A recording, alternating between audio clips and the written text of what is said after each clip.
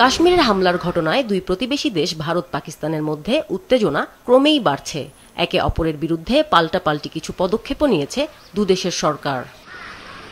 বৃহস্পতিবার রাতে কাশ্মীরের নিয়ন্ত্রণ রেখা LOC বরাবর বিভিন্ন স্থানে দুই দেশের সেনারাই পরস্পরকে লক্ষ্য করে গুলি ছুঁড়েছে।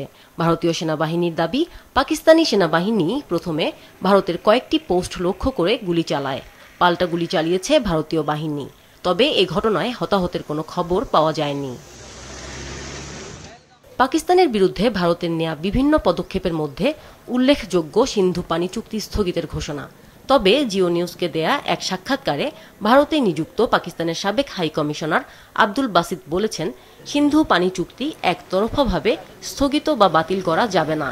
এ নিয়ে আতঙ্ক না ছড়ানোর পরামর্শ দেন তিনি। এর আগে কাশ্মীরে হামলাকারী ও তাদের পৃষ্ঠপোষকদের বিশ্বের যে কোনো প্রান্ত থেকে খুঁজে বের করে শাস্তি দেওয়ার ঘোষণা দেন ভারতের প্রধানমন্ত্রী নরেন্দ্র মোদী।